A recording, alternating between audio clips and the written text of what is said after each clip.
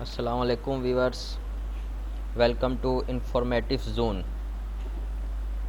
इस वीडियो में आप सीखेंगे front end back end development. Front end development और बैक एंड डेवलपमेंट में क्या फ़र्क है। आपने बहुत से पोस्ट देखे होंगे फ्रंट एंड डेवलपमेंट के बारे में और बैक एंड डेवलपमेंट के बारे में। फेसबुक पे अक्सर देखा होगा आपने, फ्रंट एंड डेवलपर रिक्वायर्ड, या किसी ने पोस्ट दी होती है किसी कंपनी के बारे में कि इस कंपनी में बैक एंड डेवलपर चाहिए। अब फ्रंट एंड डेवलपमेंट और बैक एंड डेवलपमेंट में क्या फ़र्क होता है, ये हम इस वीडियो में सीखेंगे। तो फ्रंट एंड डेवलपमेंट की मैंने जो डेफिनेशन निकाली है वो है, the front end client side of a website is what you see and interact with your browser. It includes everything that user experiences daily, from text and colors to buttons, images and navigation menus. अब जो front end development होती है उसको client side भी कहा जाता है।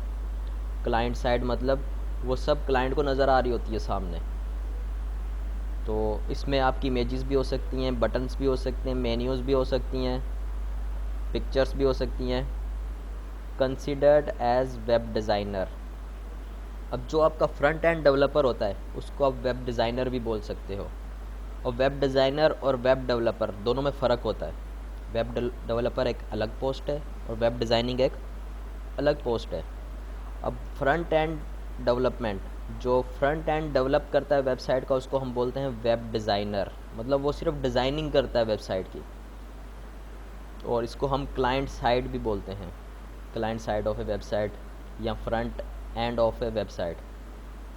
तो आपके ब्राउज़र में जो भी वेबसाइट ओपन होती है, फॉर एग्जांपल हमने यहाँ पे ब्राउज़र ओपन किया, इसमें OLX की वेबसाइट ओपन की है। अब इसमें ये जितना भी कुछ नज़र आ रहा है, ये जितनी भी डिज़ाइनिंग नज़र आ रही है, इसको बोलते हैं फ्रंट एंड डेवलपमेंट।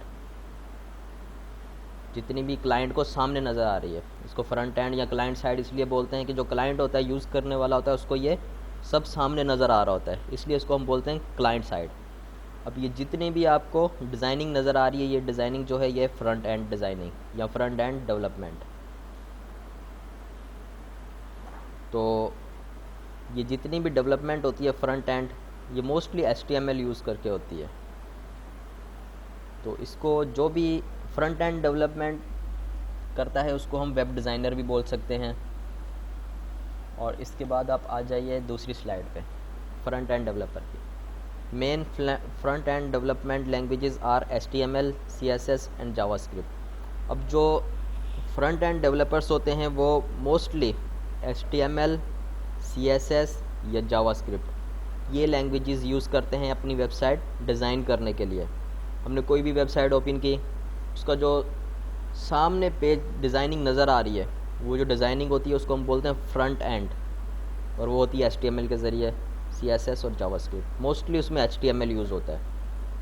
और फ्रंट एंड डेवलपमेंट जो है ये क्रिएट स्टैटिक साइट्स बनाने के लिए मोस्टली यूज़ होती हैं।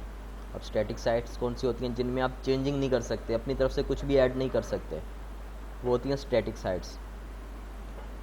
तो फ्रंट एंड डेवलपमेंट क्या होता है? क्लाइंट साइड, इसको हम क्लाइंट साइड भी बोलते हैं, क्लाइंट साइड डेवलपमेंट या फ्रंट एंड डेवलपमेंट।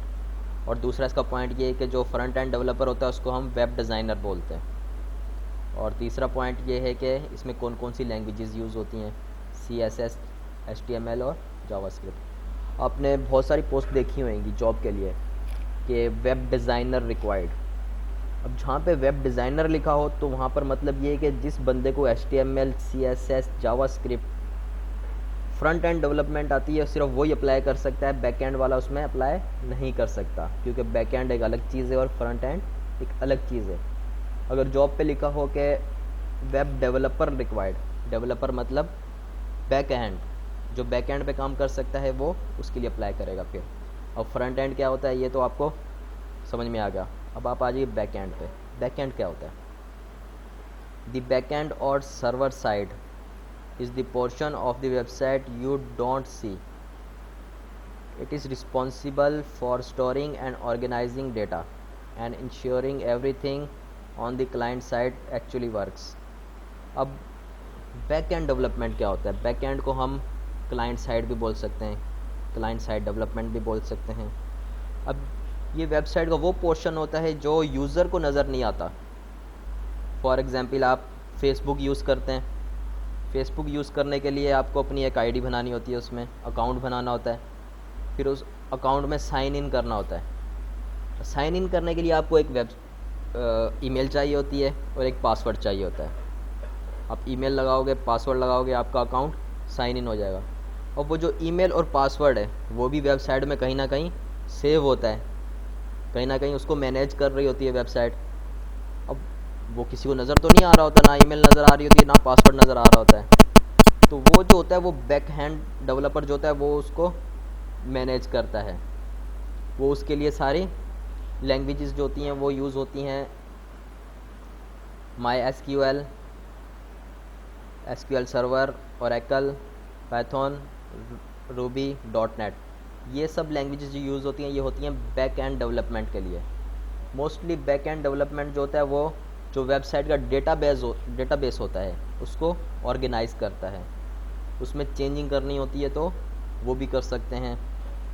तो क्लाइंट साइड में जितना भी काम हो रहा होता है क्लाइंट साइड में वेबसाइट की, तो उसको जो ऑर्गेनाइज़ करता है, उसका डेटा ऑर्गेनाइज़ करने के लिए बैक एंड डेवलपमेंट की ज़रूरत होती है। मतलब फेसबुक जो है, आप क्लाइंट साइड पे जो भी काम कर रहे हो, फेसबुक पे सामने जो भी काम कर रहे हो, जो भी अकाउंट बना रहे हो, तो उसका जो डेटा मैनेज हो रहा है वो बैक एंड पे मैनेज हो रहा होता है, बैक एंड में सेफ हो रहा होता है। जितना भी डेटा बेस होता है उसको मैनेज करने के लिए बैक एंड डेवलपमेंट की ज़रूरत होती है, कंसीडर्ड एज वेब डेवलपर। अब जो बैक एंड डेवलपमेंट करता है, जो बैक एंड कोडिंग करता है, उसको हम वेब डेवलपर भी बोल सकते हैं। तो वेब डेवलपर और वेब डिज़ाइनर में ये फ़र्क होता है।